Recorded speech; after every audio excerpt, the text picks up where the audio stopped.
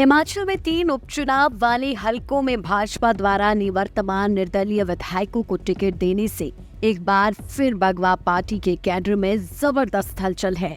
देरा से तो पूर्व भाजपा प्रत्याशी व पूर्व मंत्री रमेश धवाला ने कांग्रेस से टिकट मांग लिया है, तो वहीं हमीरपुर में भी पूर्व प्रत्याशी व पूर्व विधायक नरेंद्र ठाकुर अपने रास्ता चुनने पर विचार कर रही है।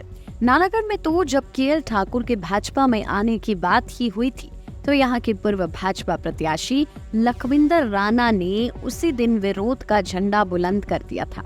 देहरा में रमेश धवाला, हमीरपुर में नरेंद्र ठाकुर और नालागढ़ में लखविंदर राणा बेशक इन परिस्थितियों में शायद आजाद ना जीत सके, लेकिन किसी की भी जीत हार में इनका बड़ा रोल होगा ही, ये तय है।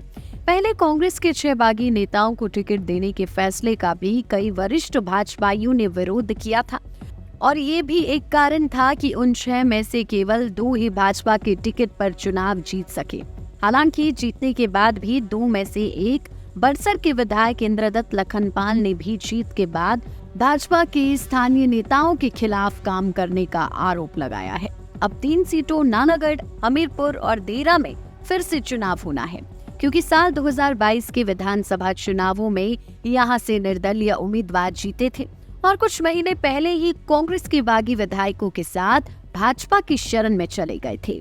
कांग्रेस के 6 को तो दल बदल कानून के तहत सदस्यता गंवानी पड़ी और वहां दोबारा चुनाव हो चुके हैं, लेकिन इन 3 निर्दलीय, जिनमें नालागढ़ के केएल ठाकुर, हमीरपुर के आशीष शर्मा और देहरा के होशियार सिंह ने भाजपा में जाने की हसरत के चलते खुद ही विधायकी से इस्तीफा दे दिया और भाजपा ने उपचुनाव की घोषणा होते ही इन्हें कमल निशान भी दे दिया।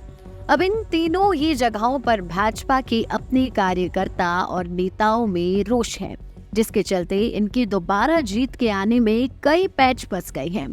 एक तो प्रदेश सरकार की इनके प्रति भ्रष्टाचार और बिकने का गंभीर आरोप, बेवजह इस्तीफा देने का आरोप, अब भाजपा के ही कैडर का विरोध, ये सब कारण मिलकर इनके चुनावों को बेहद रोचक बना रही है। यहाँ ये भी उल्लेखनीय है कि नालागढ़ के पूर्व भाजपा प्रत्याशी लखविंदर पिछले चुनाव से ऐन पहले ही कांग्रेस से भाजपा में आए थे।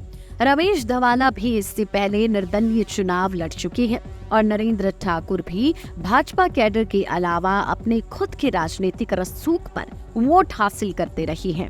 ऐसे में इन 3 नेताओं के अगले कदम पर सबकी नजर है। हाल ही में संपन्न हुए उपचुनावों में भी सुजानपुर, लाहौल, कुटलेहड़ और धर्मशाला में भाजपा के बागियों ने पार्टी का एक बड़ा वोट बैंक अपनी तरह सरका लिया था। इसलिए भाजपा भी हर कदम अब संभल कर लेगी।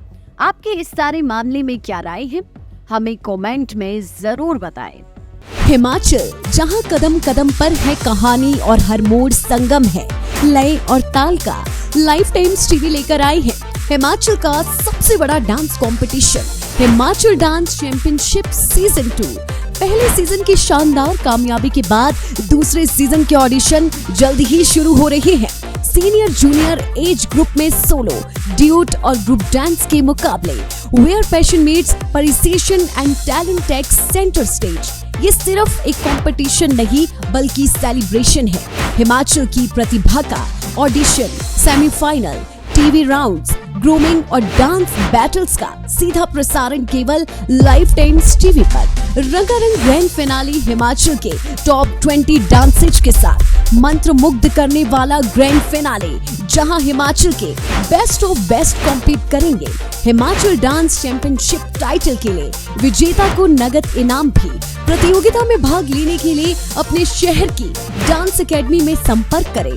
हिमाचल डांस चैंपियनशिप के फेसबुक पेज से आज ही जुड़े और पाएं कंपटीशन की हर अपडेट।